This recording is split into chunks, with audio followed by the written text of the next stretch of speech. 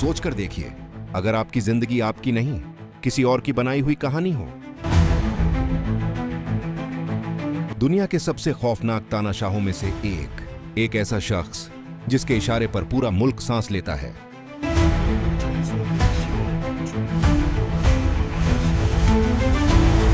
Kim Jong Un. एक ऐसा देश जहां आजादी शब्द सिर्फ किताबों में मिलता है, जहां आपकी जिंदगी की हर लाइन सरकार लिखती है। कहां रहेंगे, किससे मिलेंगे, क्या पहनेंगे, यहां तक कि आपके बाल कैसे होंगे, यह भी सरकार तय करती है। फोन आपके हाथ में है, पर स्क्रीन सरकार की है। कभी भी स्क्रीनशॉट लिया जा सकता है, कभी भी भेजा जा सकता है, और आपको पता भी नहीं चलेगा उसकी सजा। यहां एक गलती सिर्फ आपकी नहीं होती, आपकी आने वाली 3 पीढ़ियों तक पहुंच सकती है। इस डर का नाम है गिल्ट बाय एसोसिएशन। यहां लोग अपने घरों में भी फुसफुसाकर बात करते हैं। भाई अपने भाई पर भरोसा नहीं करता, मां अपनी बेटी से डरती है, क्योंकि एक गलत शब्द जिंदगी बदल सकता है। सपोज करो कि आप ऐसी जिंदगी जी रहे हो, सिर्फ यही सोचकर ही सीने पर भार सा महसूस होता है। लेकिन आखिरी कुछ सालों में इस लोहे की पकड़ में दरारें पड़नी शुरू हो चुकी हैं।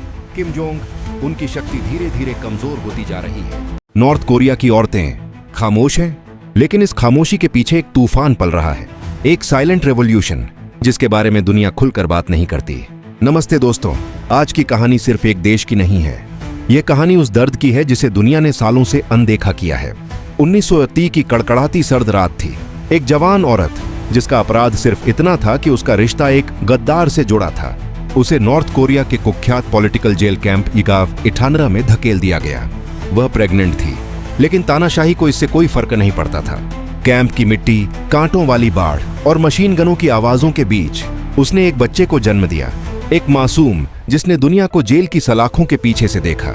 सरकार का मानना था गलती इंसान की नहीं, खून की होती है, इसलिए बच्चे को भी उसी जेल का हिस्सा बना दिया गया, बिना कोई सवाल, बिना कोई गलती किए। इस बच्ची का नाम था ह्योरी, और यही बच्ची अपनी मां की तरह उसी सिस्टम की कैदी बन गई। उसने अपना बचपन खेल के मैदान में नहीं बिताया, बल्कि उन खेतों में जहां कैदियों को इतनी मेहनत कराई जाती थी कि शाम तक कई लोग जिंदा ही नहीं लौटते। उसे खाने को मिलता था बस एक कटोरा उबला हुआ पानी, जिसमें कुछ मक्के के दाने तैर रहे होते।